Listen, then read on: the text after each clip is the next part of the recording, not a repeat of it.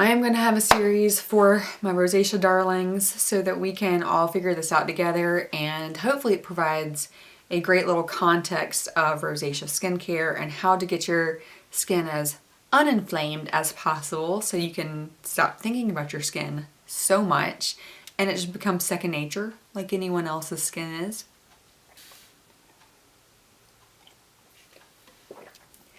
And that way also in the comments we have somewhere where we can discuss what we're using, what works, what doesn't work. And again, just because something works for one person with a condition doesn't mean it works for another person with that condition. We have to figure things out for ourselves. But working together to discuss reactions we've had can really help us have good groundwork laid.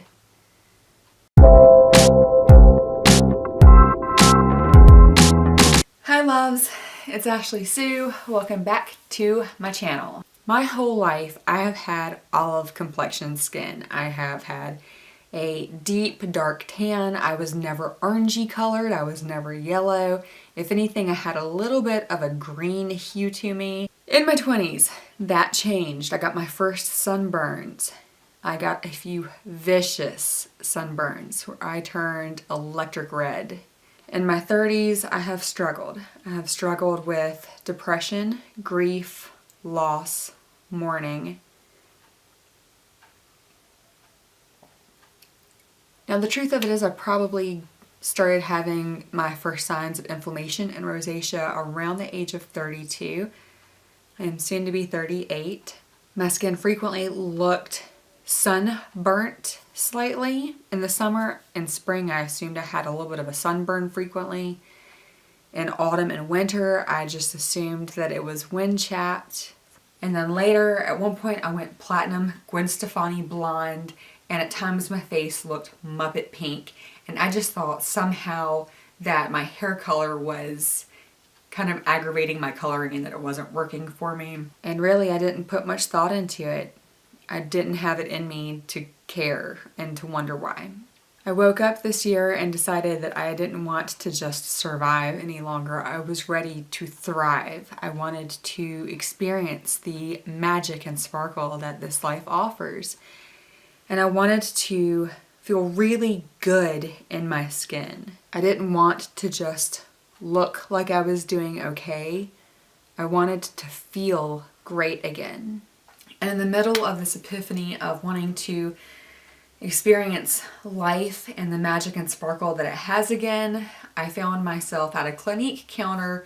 So the lovely girl Tara at Clinique really changed my life that day when she was talking to me, and she did half of my face in a really talented job with one of their foundations. And I took a selfie and I looked human. I realized the other side of me kind of looked sick. It was very pink. Turns out Clinique was not right for me. I had to actually return everything I got from the Clinique counter that day. I got a Clinique face wash. You feel like you can't actually get the cleanser off your face, and that always felt a little weird to me, but it feels kind of like a wax apple. Well, sure enough, within about 3 weeks, I started to get a lot of breakouts across my lower cheeks and my jawline. I also got a Clinique moisturizer, not the dramatically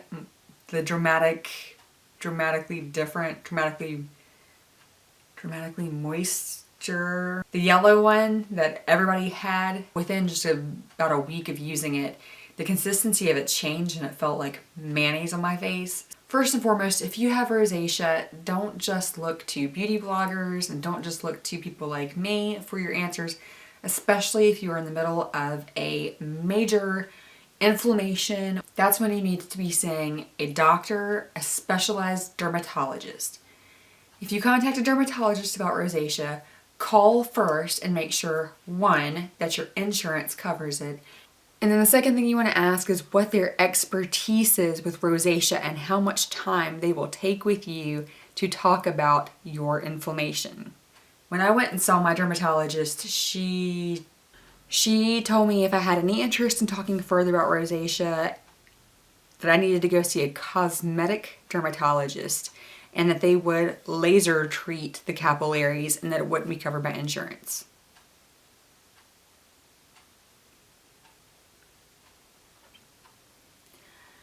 I'm not looking to have my capillaries lasered off, and I'm definitely not looking for more out-of-pocket cost.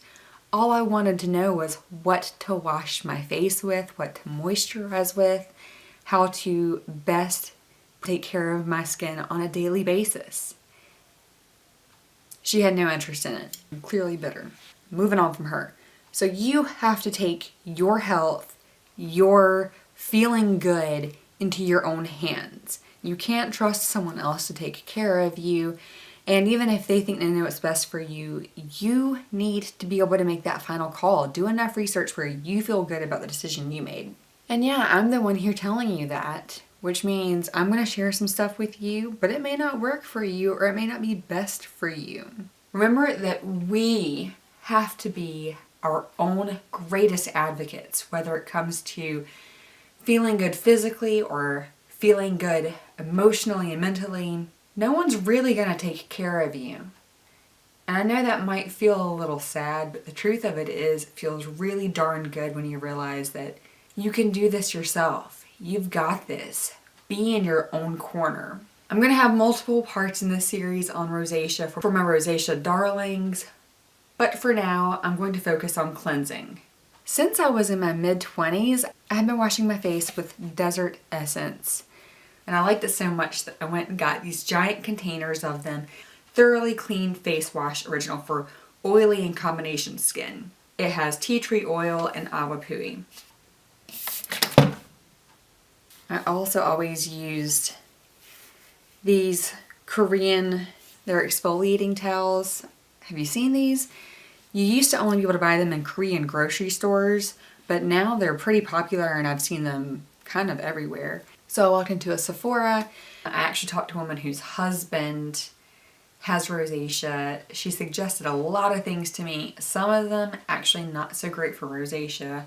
Be your own greatest advocate. Do your own research. Don't just trust one person. And knew that I wanted to talk to them about First Aid Beauty, and I walked out of there with their skin cleanser.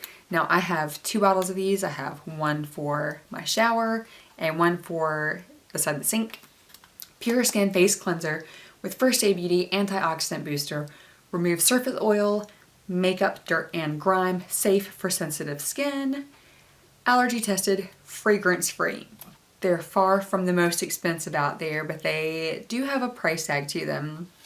But if you pay attention to Sephora and Ulta, you can often wait until there's a 20% off coupon for prestige items, and then you can get these for a lesser price. Sephora actually had them as a weekly wow a little while back, and you could get it for about half price, which was phenomenal. I switched to this. I've been using it for about 4 or 5 months now. The redness in my face has gone down. I have had no problems with breakouts.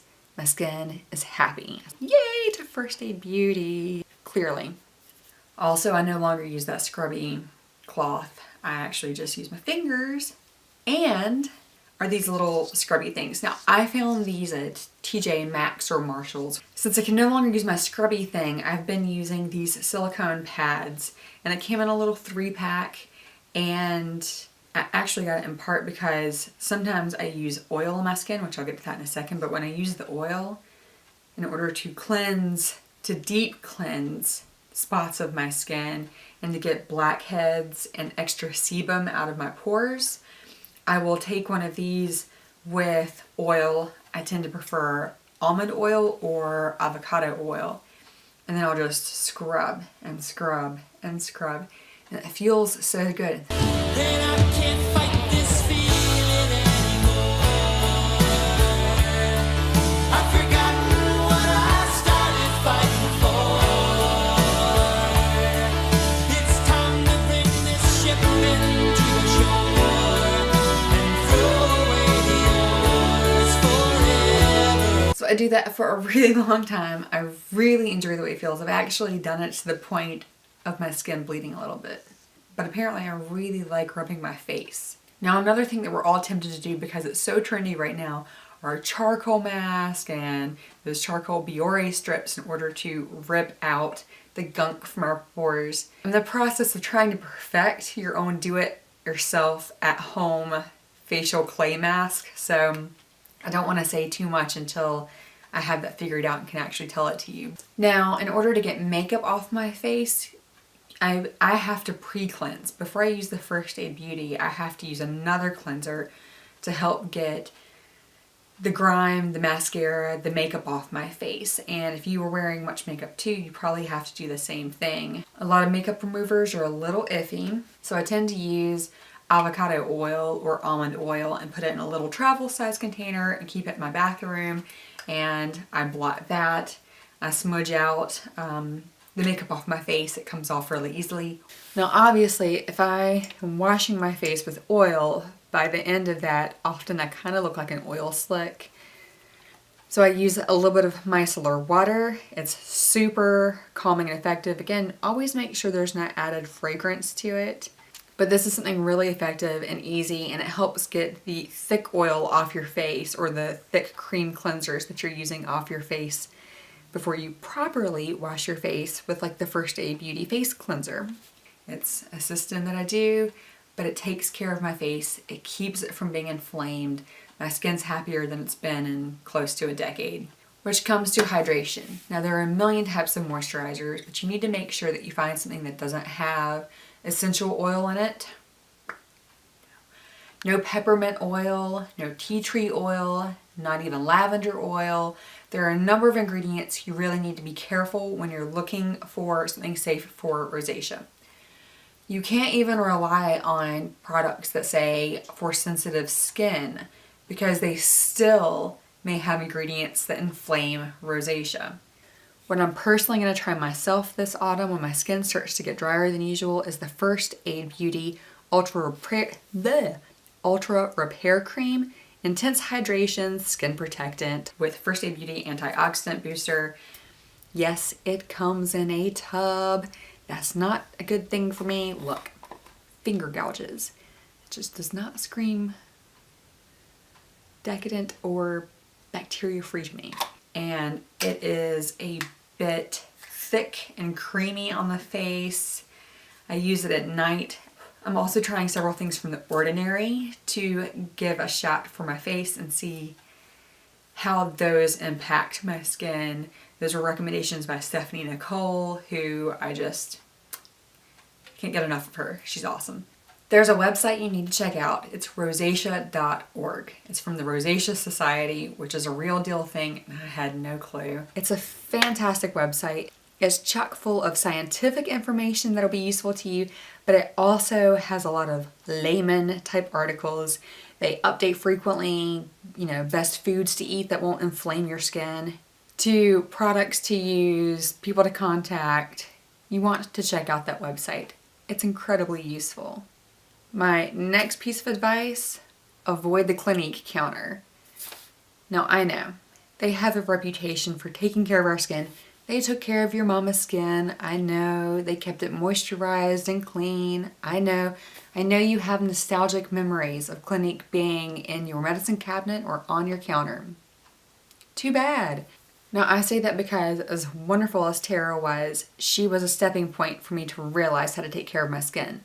Clinique was not the answer. Now having rosacea is different than just having sensitive skin. It's actually an inflammatory reaction in your body. There's no cure for it.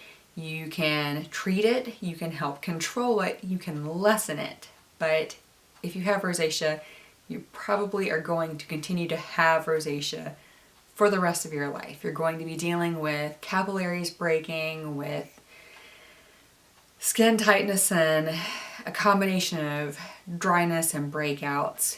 Your doctors will recommend things like Metrogel and anyhow, you figure out what's right for you. Try things. Don't just listen to one person. Be your own greatest advocate. It's not a disease where we need to raise money for it and feel like poor little girl. It's just a skin thing that a lot of us deal with. You also can't rely on things just because they say botanics or botanical, just because it says organic.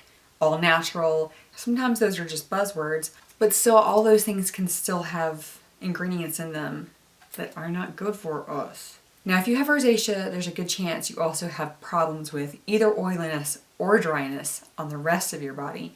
And there's a whole variety of products that you can use on those parts of your body that are safe that you may not be able to use on your face. Be careful with expensive products. Just because they're expensive doesn't mean anything's good. I just had to turn down a very fancy face mask package that I was sent to give a try because it had peppermint oil in it, and that's something I can't do. I've also been sent SK2 Gen Optics to try. This is a pricey thing, and I was going to try to work on some of my sunspots and freckles that have come up over the years, and I'm afraid to apply it frequently because I don't want to exacerbate issues with my skin. My skin seems to be under control right now. If you go into Ulta and you ask them about rosacea, turn around and walk out. No one in Ulta knows anything about rosacea. Run. Now, yes, nationwide, there's probably 5 people in Ultas here and there who have a clue. But the majority of people don't. But you know what they want to do anyhow? Sell you crap. They're going to send you to Algenist. They're going to send you to blah and blah and blah. That does not mean it's right for your skin. You need to try things. Ask for samples. If you are blessed enough to have a Sephora nearby,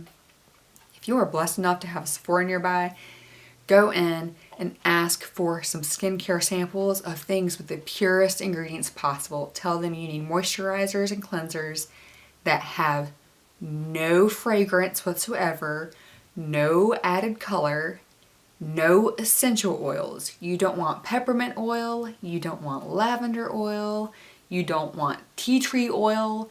These are things that will strip and screw up your face. You really want to keep it as simple as possible. And then on top of that, you have to figure out what consistencies you like. There are some products that leave a tacky feel on the skin. I do not like a sticky face. Also, some of those products are world-class oil slicks that the oil never goes away. You will go to sleep with oil on your face and you will wake up still an oily person, no matter how dry you were before that. But ask for those samples, try them, do some research, check things out. There are several brands out there that have things that are safe for rosacea skin. If you have stuck through this video, I thank you very much for watching. I hope you got something helpful out of it that will help you in your own skincare journey. Or again, if it triggers any thoughts about things that you would recommend or things that you think I might be off base about, leave a comment. Let's have a discussion on that. Let's get our skin taken care of and let's get educated. You can also find me over on Instagram and you can find me on Twitter. I am there open for conversation on either platform. So take a deep breath in and release. I hope you have an excellent week, an excellent weekend ahead of you. I hope you have fun plans as we are full blast into autumn now. I hope for if you are there and it is hot, I hope it cools off for you soon and that you get some yummy pumpkin pie, some flavorful coffee. I just hope you're enjoying yourself because just trying to survive stinks. It just freaking stinks to be in a place of just trying to get through. I hope that we all get to thrive. We're going to get there together. We're going to find that sparkle. God bless you. I love you. And until next time, bye.